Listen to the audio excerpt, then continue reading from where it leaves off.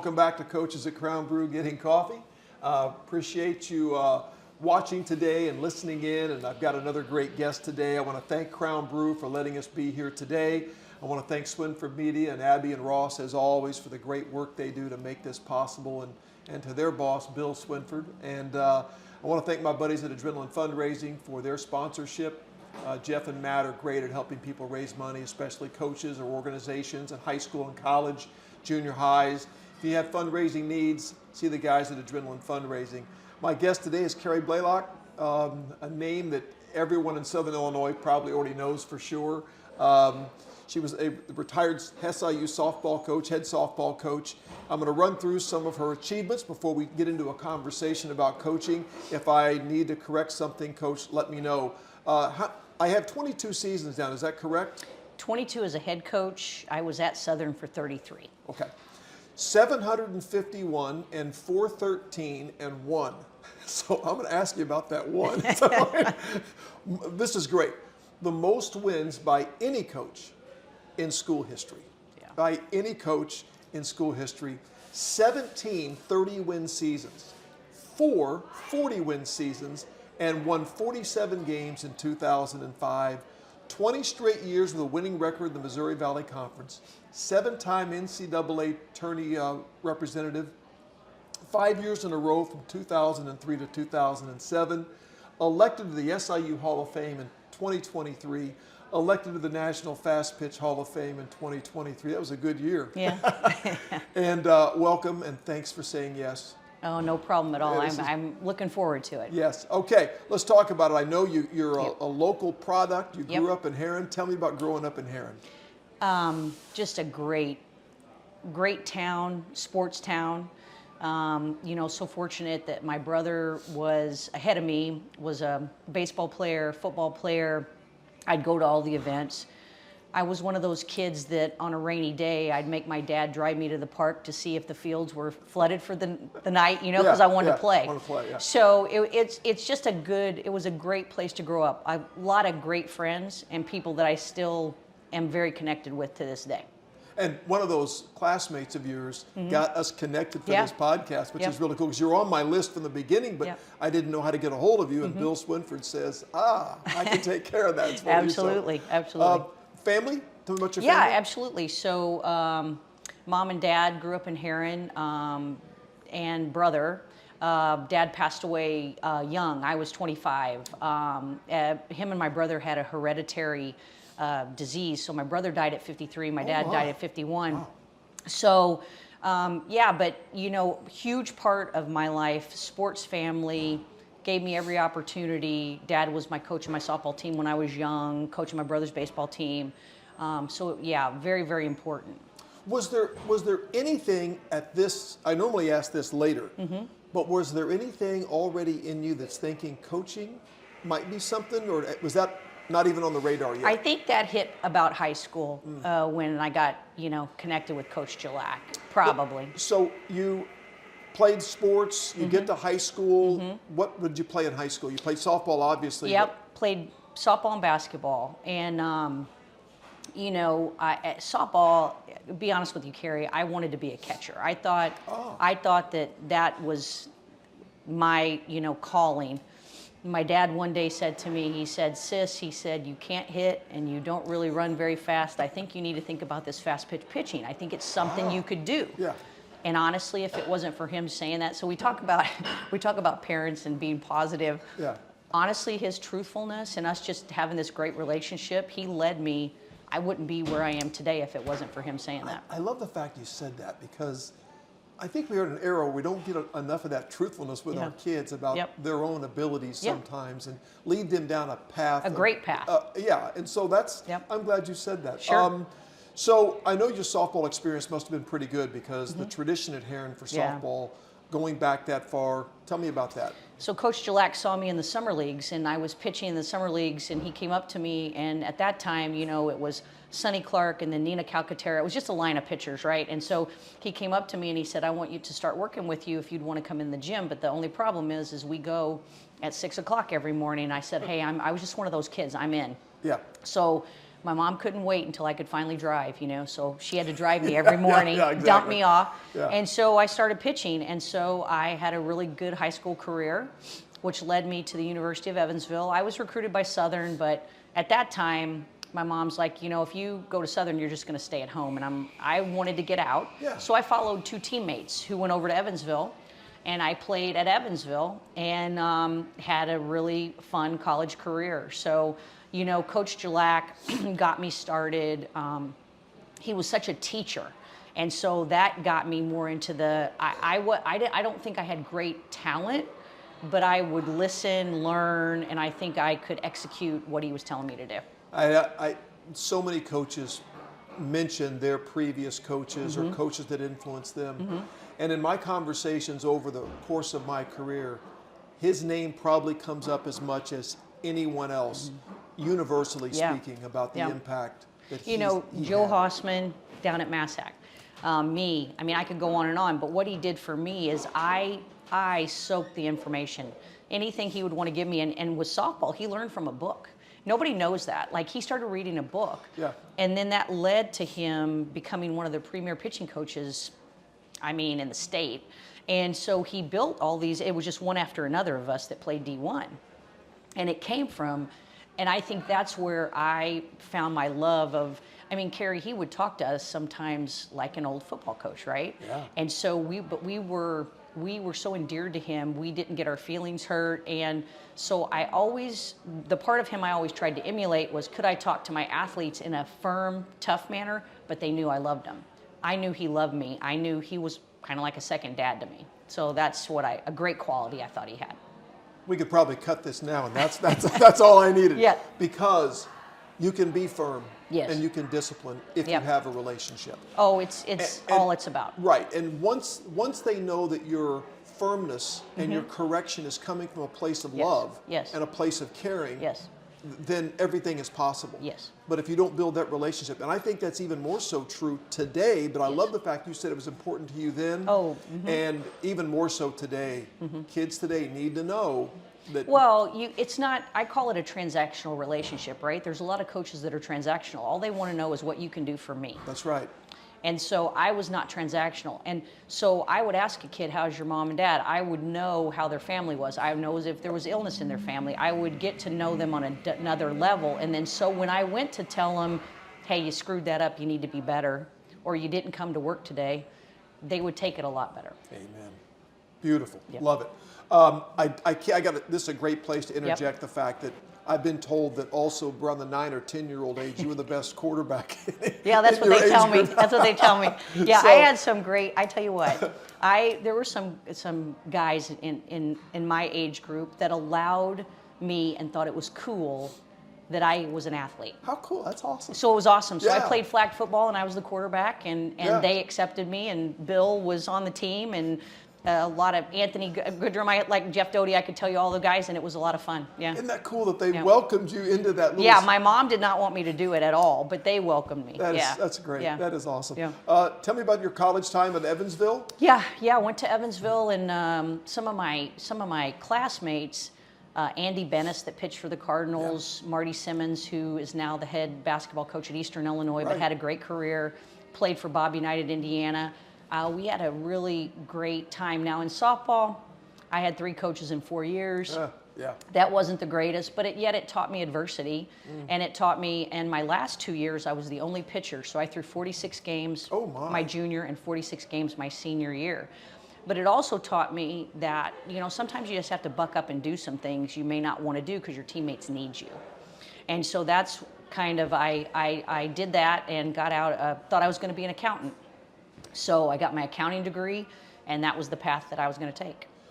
And tell me, so you're expecting that, and then Yep. there's a conversation that occurs, and your life goes a direction you Yeah. didn't expect. Yeah, so Lana Flynn, Lana Richmond now, but Lana Flynn was the head coach at Southeast Missouri State, and we're playing toward the end of the season, and she comes up to me and she said, Kerri, would you like to be my graduate assistant, and you can get your MBA and be my pitching coach?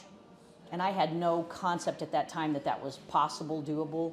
So I went to my mom and dad, and I'm like, hey, what do you think about this? Well, my mom was like, well, my dad's like, do it, right? Yeah. So I already had a job in Carbondale and Kemper CPA Group, and I already had a job and lined up, and so they said, you know, go ahead and do this, and they were so supportive, and so I went there for 2 years and were the pitching coach there. Were you thinking to yourself, do your thing, get my MBA, and then I'll do the accounting thing, or was it as soon as you got there you started to say Hooked, immediately hooked, yeah. immediately, because the one thing that I would think that my people would say is that I was a competitor. And I was like, wow, I can continue to compete in this manner, but I can also affect people and do and see things. And softball, I always say that the Lord blessed me it's just incredible what you get out of this, the travel, the people that you meet, just so many things you can do. And so when I was seeing all this, I'm like, I'm hooked. I think when I was a young coach, I had these visions of turning programs around like my high school head coach did at Salem. And then I really never envisioned the give back that coaching would give, just like you said so well. Yeah. The experiences, the relationships, the depth and level of impact you would be able to have, the audience that you daily had. Some people never had that amount of influence in a lifetime, and you and I as coaches had this captive audience that we get to care for and love on and build up, and it's pretty special. I think sometimes people that do it for the wrong reason think that you do it for the wrong reason, if that makes sense. So they think that you're doing it for the accolades and the honors and the Hall of Fames and all this stuff. I could give two, what's about it. Yeah. What I care about is that I'm sitting at home and I get a text message from somebody that I coached 4 years ago saying, hey, I need a little advice today. Yeah. That's, those are the things that you can't replace. That's our only legacy. Yeah, absolutely. I've been retired 2 years now, and there are young people in this town that have already forgotten who the old coach was. Nobody knows how many games I won. Yep. Seriously, they don't. And the longer I'm out, the less people will remember. Right. But what I left with my kids and what they left in me, that's the legacy. Absolutely. So, absolutely. And I think I appreciate that more in retirement now, that's the lasting thing that you and I get to share and is the most blessed part of it for sure. Sure. So it's a big thing now in the business world, organizational world, for us to know the what and the how is very important, how we coach, what we coach.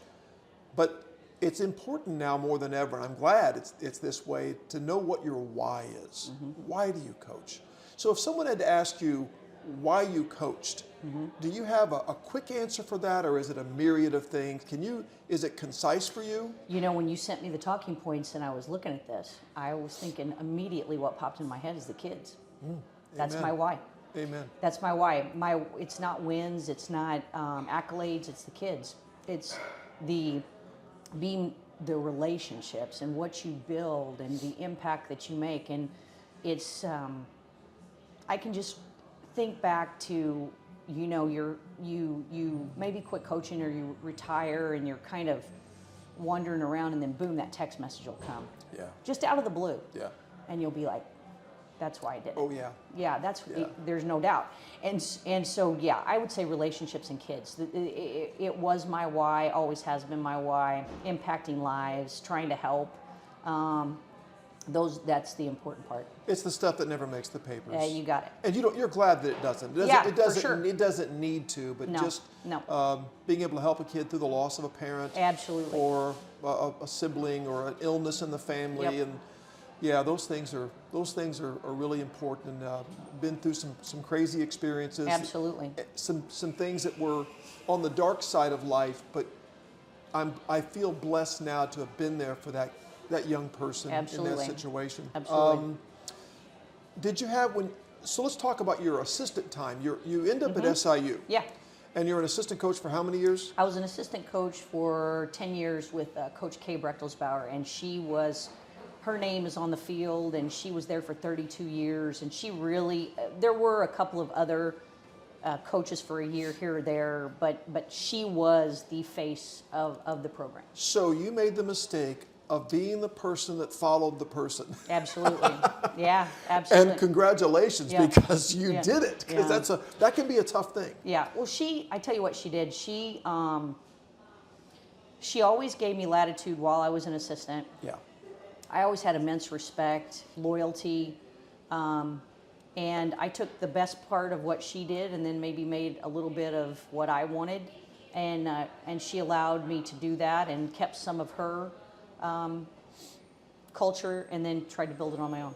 You know, one of the final stage, I think, in leadership is leaving it well and training those in your purview, to take over. Yeah. Because I believe if you lead and you are successful, but you don't leave it well to be led by someone else, you missed something. Sure. And I love the fact that you feel like she left you ready Yeah. to do the job, and Absolutely. that's a great another legacy for Yeah. her. So when you start coaching, what was that first year like? And that whole, you're the person now in charge. My very first game, I literally thought I'd throw up. You go out there, you go out there. I was only, 2000, I was 34 years old, so I was young. And but I had a great group of kids, a great group of leaders that believed, and I recruited most of them. By that time, I was doing the most of the recruiting for okay. her and Yeah. being out and Yeah. about. But my first step was to hire Buddy Foster, and Buddy was a friend of mine. He's from Murfreesboro. His sister and I had played summer ball together. He was a men's fast pitch pitcher. He was my friend. To this day, we talk. Most days, he's a Division III athletic director. Most days, we talk every day on his drive to school. Wow.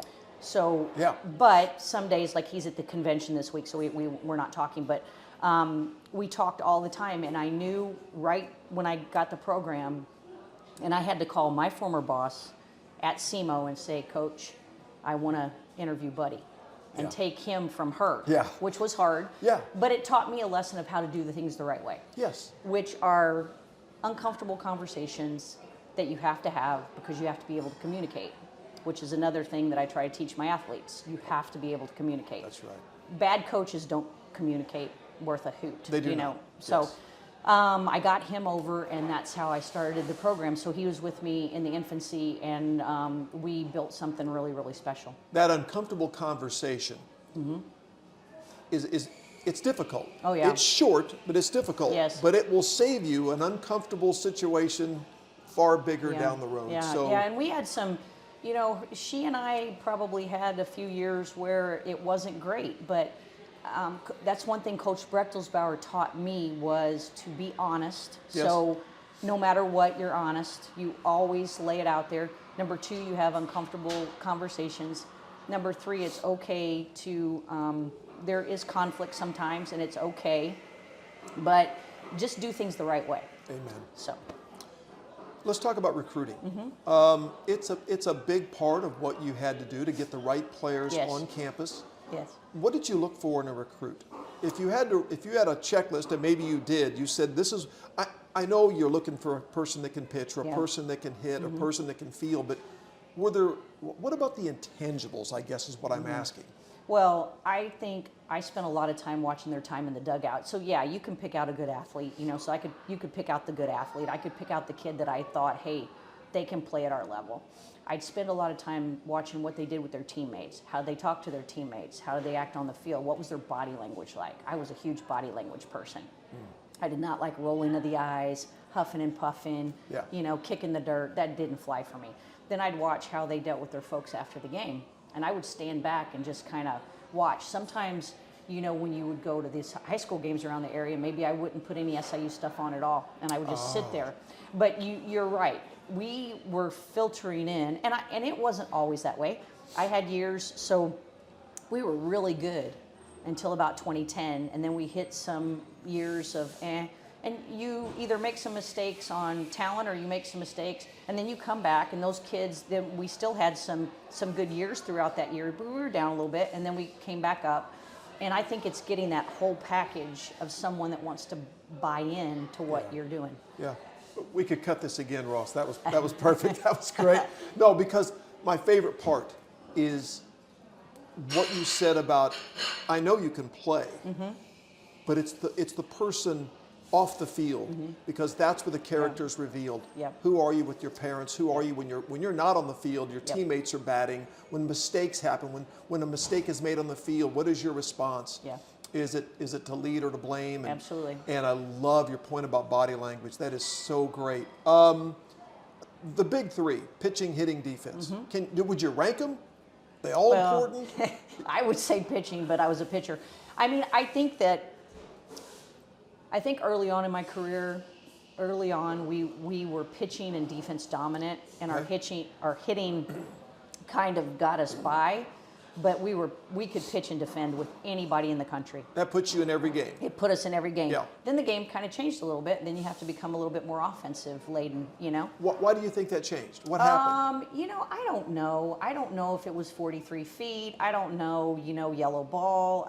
There's so many things. Athletes, strength and conditioning. There's a hitting facility now in every town. That's what I had a coach tell me. Yes, Yeah, I had a coach tell me that for sure. Pitchers were the only ones throwing at 6 a.m. and in the off season. Yep. Then all of a sudden, everyone's hitting in the off season. Sure. So the hitting caught up. Maybe. Absolutely. Yeah. Absolutely. Yeah. So the game changed a little bit, and then I think we became a little bit of both. And it's harder to find somebody that can truly dominate now in Division I because people can hit the ball.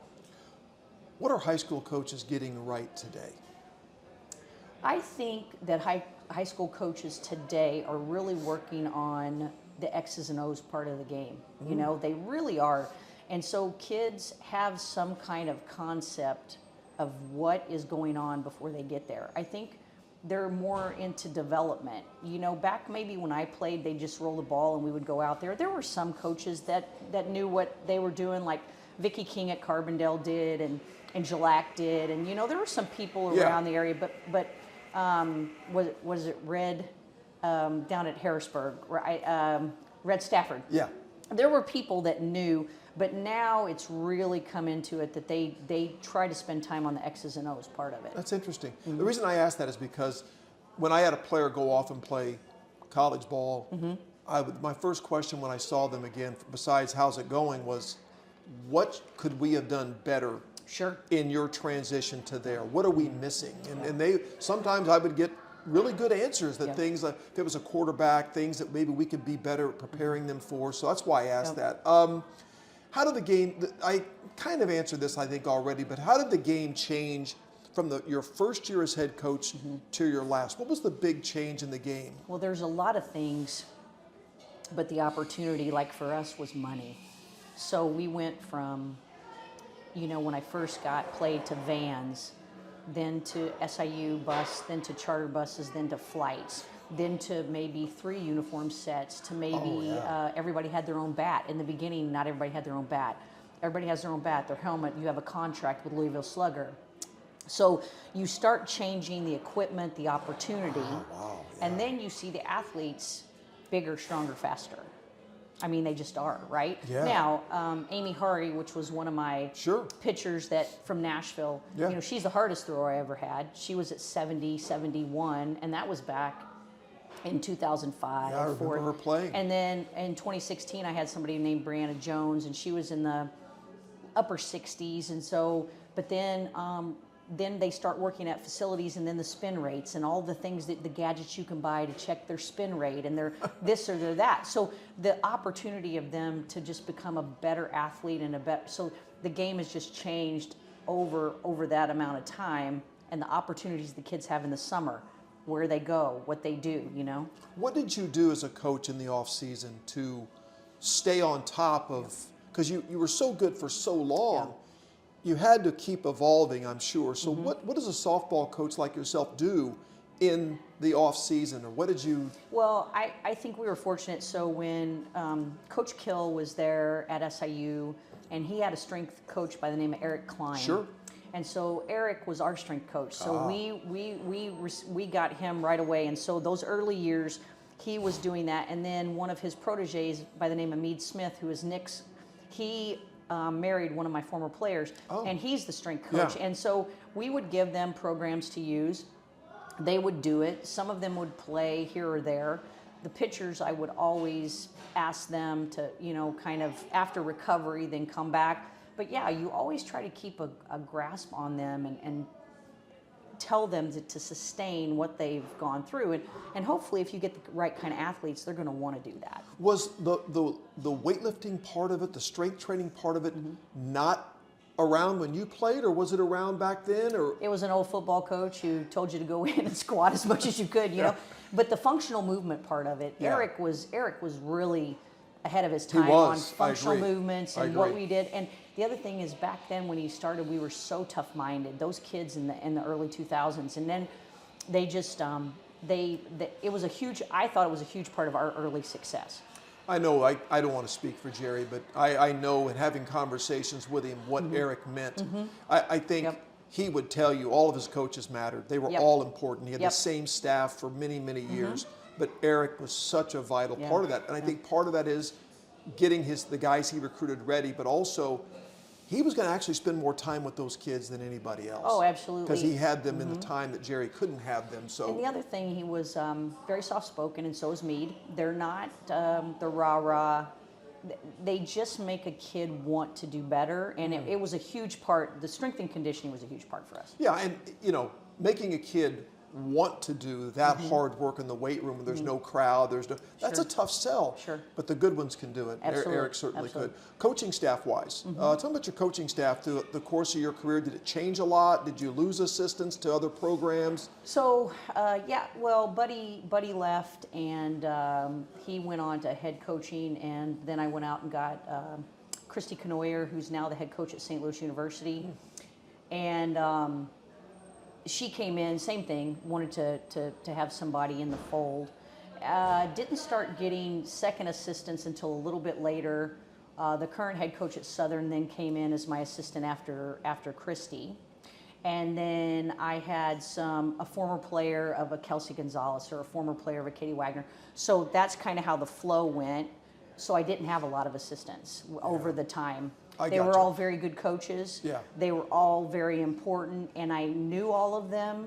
So it was the continuity of trust. Yeah. I never wanted to kind of hire somebody outside of who I knew, Yeah. and that's what built kind of that trust. Yeah, I had a lot of former players on my staff, and I loved when they said they wanted to come back and coach because they understood what we were about. Yeah. Yeah, I had probably for that second assistant position 4 or 5 former players that filled that throughout the year, but that was a small money position, and they kind of moved on. But as Yeah. far as the 3 main assistants, Yeah. they were each there for a long period of time. Let's talk about culture. It isn't just the X's and O's and the hitting and the practice, but it's more than that. It's taking these recruits and then molding them to be the teammate, the person, the leader. So how did you approach that side of it? So I would say we would start immediately with the kids when they got on campus, and we would talk about to be a part of our program, what you needed to do. And it was how you did anything was how you did everything. So you go to class and you don't miss a class. We pick up the dugout. We're servant leaders. The captains. We're not one of those teams where the freshmen had to pick up the equipment. Yeah. There better be a senior with them picking up the equipment. That's exactly right. Everybody on the bus. So you talked about how we did things, and we wanted to be please and thank you people. So you say please and thank you to the waitress at the restaurant, the bus driver who's driving us that week. You have respect. You don't pipe off. You don't smart off to your coaches. There was a standard that you used, and it was kind of a top-down thing. So my upperclassmen would then teach the younger ones that would teach the younger ones, and it would kind of flow down. And anything that they thought I needed to know, they would try to take care of it themselves, but if I needed to know something important, then I got involved and, would go from there.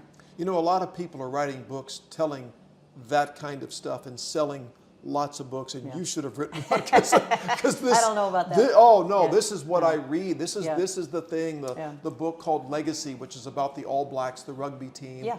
and everything you just said is what they write about in that book, and servant leaders and leaders Well, I eat, tell leaders you eat what. last and all that stuff. Well, yeah. Kerri, I had kids that believed in it and they bought into it. Yeah. And when the years that we didn't, maybe we weren't as good. But for the majority, and you know, it's just neat to see some of the kids where they are now and that they do buy into it. Yeah, yeah, and the beauty of it is, I know you know this, is that these are things that benefit your program, but they're things that will benefit you the rest of your Absolutely. life. Absolutely. And so Yep. that's really the goal of this, is to help you be a better player, teammate.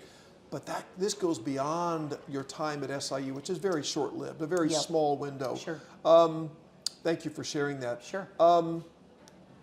So, during your time, these are just some softball questions. Who were your big rivals? Who was the SIU softball rival? Early on, Creighton, Okay. when they were in our conference. And I mean, the dislike, I'm not going to say hate, but the dislike that we would fight them, because they had phenomenal pitching in the early 2000s. We did. It was just a battle to go to the NCAAs. I mean, Illinois State always has to be a rival because it's Illinois State. Yeah, yeah. But it was kind of a nice rival. You know, they weren't someone you. And then later in my career, it was probably Northern Iowa, because again, it just, you go up there, you're cold. I told the coach one time, when you go up there, it's like you're in their junkyard. They're like a dog in the junkyard. And so you have to play them, and you're not used to the junkyard because your field's really nice and theirs is not. Yeah.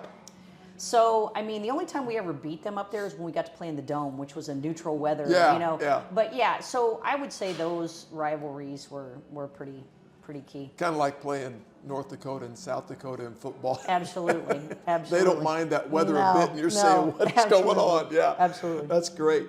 What is your best, so the NCAA appearances Yeah. were really special. Yeah, they were. What can you tell me about maybe the first time you got that experience, what that was like? So in 2003 was our first trip, and we got an at-large, and we had played at Alabama earlier in the year, and we'd beat them. And Jenny Doring, who's from Nashville High School also, had hit a home run over the elephant head on the scoreboard. I'll never, ever, ever forget it. And we beat them, and so we were getting ranked in the top 25. So we make it down there, and that's where we get sent for the regionals. So we're very comfortable that we've already been there. It was back when there were 8-team regionals. Now it's 4-team regionals, and you go to Super. Back then, 8 teams, and you go to the World Series if you win. Oh. So in our regional was Stanford and Alabama and U of I, and I mean, Georgia Tech. I mean, we end up in the championship. So we're basically a win and an if game away from going to the College World Series. And that was our first trip. And I can remember we're beating Stanford, and Stanford at the time had the current coach at Stanford. They had All-Americans, they had Olympians on their team.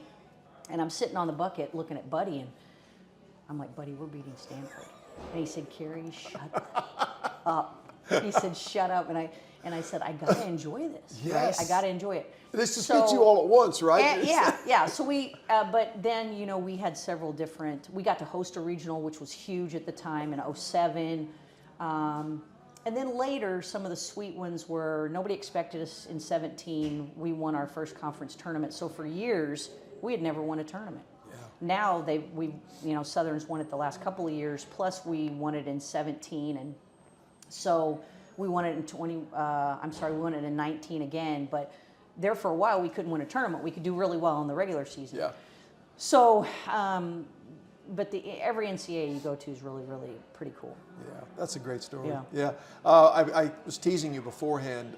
We'll talk about your record. You coached in 1,164 games total.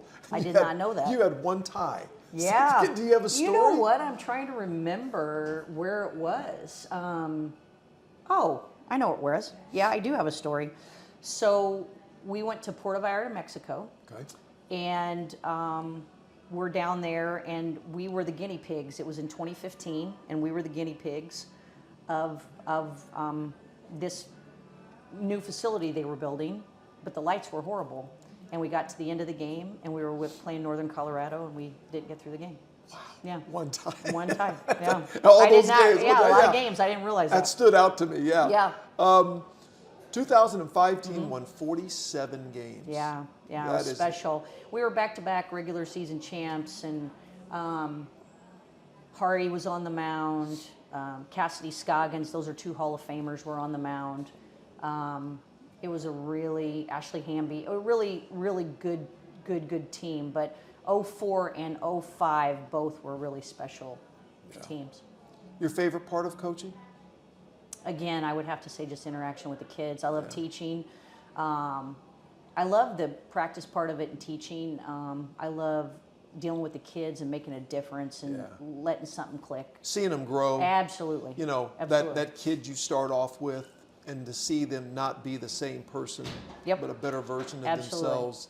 And that's not just what we do, but it's a combination of a lot of other teachers, coaches, parents. But to see that evolution of a kid is pretty cool. It's awesome. Yeah.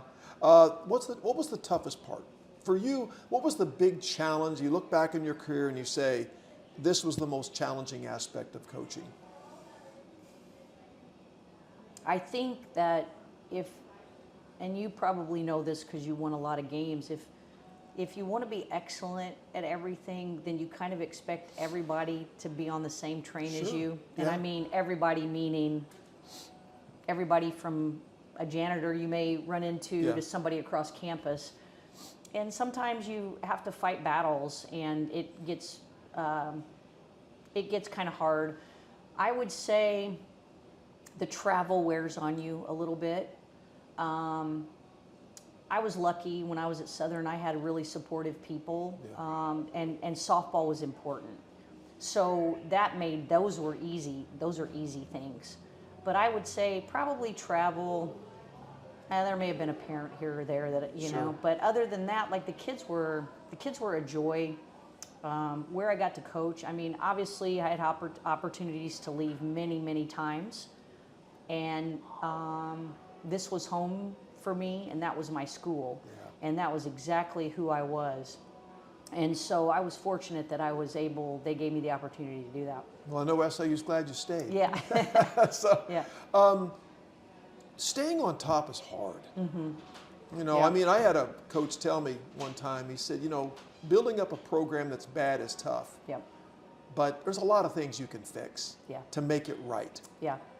The real challenge comes when you start to get better, you start to become successful, and the expectations increase. Yeah. You have a really good year, they really increase, Yeah. and people start to expect excellence Yep. all the time, regardless of, Yep. you know, and I'm sure you dealt with that, my goodness. I can remember my first conversation I had with Paul Kowalczyk, and Paul was our AD that, he was the AD that came in my first year as head coach. And he's the one who hired Bruce Weber, and he hired Jerry Kill, and had a lot of great hires. And my first conversation with him was, if I don't win, I don't expect to be here. And I think he appreciated that, because he didn't think I was just holding on for a paycheck. He knew that I meant, you know.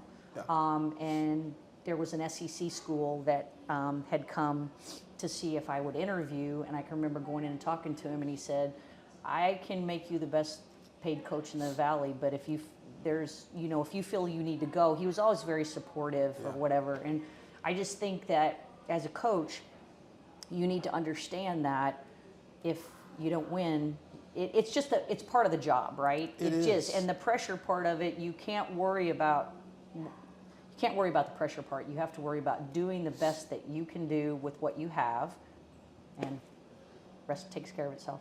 There are so many people that don't feel sorry for you when you're trying to stay on top of it, right? Poor you, you know. Yeah. So you can't share that with a lot of people. Yep. And I think being successful, it is, the pressure begins to mount, and you start to internalize a lot, because you can't go out and tell people, oh, woe is me, you know, we only won 7 instead of 10. Right. That sounds arrogant. Yeah. But it is a challenge sometimes for us when you've had some success. And I looking at your background and your seasons, and I'm thinking, man, to stay on top for that long is a big deal, because longevity, success in that long span is tough. So you've stepped away, and we're going to talk about what you're doing now. Sure. But well, let's go ahead and do that. So right now you are at John A. Logan. Yeah. So I got out May of 22, and I have a former player that's the head coach there, and actually I've known her since she was born. Her mom and I used to play ball together, and so she was kind of joking with me at first, hey, you can come help me.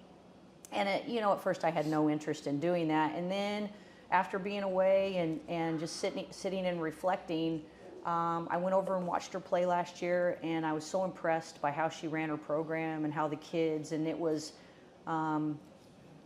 she took parts of what she learned in college, but then she's made it her own. Yeah. And so she said, I want you to come in and work with the pitchers, and you just have to show up for practice and games if that's okay with you, and you can be my volunteer. And so I came over this fall. I really enjoyed it. Great group of kids. It's been wonderful. She's awesome. I don't put my 2 cents in unless she asks me. I sit over and I do my thing, and if she wants help, she asks, and if not, it's her gig, and it's been great. I should have asked this before that question, but what told you to retire? I think honestly, like we were talking beforehand, I think I retired for I thought I retired for one reason, and after sitting and being out of it and just stepping back, I think it's a totally different reason. I just think there was a lot at that time that was stressful, and I thought, well, maybe it's time. Maybe I'd get out right now. And so I still think it was a good decision. It's not that it was a bad decision. It's still a good decision, but I just think I've reflected on it, and it's something a little bit different. But what I do get here is the joy of still, it's joyful for me to be around kids and helping kids, and the part that was the hardest is walking away from the kids that I recruited and spent so much time. That's a great point, because I think the hardest part of retiring for me was saying goodbye to kids that were going to be seniors that I had coached for a couple of years. Yes. But as I told them, I said, at some point I'm going to have to leave some kids. Yes. If I keep coaching because of the next group of kids, I'll never quit. Absolutely. Yeah. And so I appreciate you sharing that. You're also the practice coordinator for the Women's College World Series. Tell me about that. So this started in 2013. So in 2013, I was on the NCAA regional committee, and so I would help pick the field of 64. I'm sorry, the national committee. So part of your duties is you go out there and you have to attend the World Series and help. And so I did that for 4 years, and then the director of championships over softball said, we'd love for you to just stay and help us and do this, and I've done it ever since. So you're coordinating who gets the field and who gets... So basically, we set up practices. I run people from the time they get off the bus. I have them all the way through locker room, warm-ups, back, till they get on the field, and then I take the next 2 teams and I do that. Like doing it? Oh, love it. It's just great. Yeah, great. That's great. Be around a lot of great people like Patty Gasso and Tim Walton, and everybody's just been wonderful. That's great. Congratulations on that. Thank you. And coaching the Canada Cup with Triple Crown Colorado, which is a college all-star team. So I was telling you about us going to Mexico. So another thing that I do right now is every year I go and I work the Puerto Vallarta College Challenge, which is a tournament in Puerto Vallarta, Mexico. Not a bad place to go for. Nope. So in February I'm going there again. So the guy who is the CEO of Triple Crown Sports, which he's Dave King, he's an awesome guy, and they run volleyball, basketball, they run all kinds of different things in the collegiate level, but they do softball. And so every year he handpicks this team of college all-stars to go play. And this last summer was my first summer, but he asked me, he goes, would you come and coach with me? And we've been friends forever and ever. And so I went up to Canada, and we finished second to Canada. We beat Australia, beat Chinese Taipei, and just being around kids from Duke and Tennessee and some kids from Southern, and so there's kids all over. So yeah, I got to do that too. That's really cool. Yeah. Good for you. That's a nice little cherry on top of the career, man. That's really good. Absolutely. So you've got such a legacy of greatness, and I mean, and influence, and what you've shared here today, the nuggets of wisdom and the way you went about it is right at sweet spot of where greatness in programs comes from. I love Appreciate that. you talking about the heart, the relationship, understanding the why involved, and training your kids to be leaders, and wonderful. I want to tell you that Southern Illinois softball is very strong. Yes. Statewide. I mean, Yes. I made a quick list. I'm sure I've left somebody out, Yep. but of course Herrin's got a great tradition. But Yep. Carterville, Pinckneyville, Goreville, Johnson City, Harrisburg, Marion, Centray, all these programs are playing at an extremely high level. And I'm Sure. sure I've left someone off. But I think a lot of that goes back to that influence that started in Herrin, what you've done at SIU. Yep. I mean, I think of all the sports, softball is probably at number one as far as the highest level overall of any of the high school sports right now. Yeah. And I think that says a lot about the job that you've done, the job that the coaches are doing in Southern Illinois. And Oh, yeah, doing a great It's a job. really cool thing Yeah. to watch. I coached it for a year.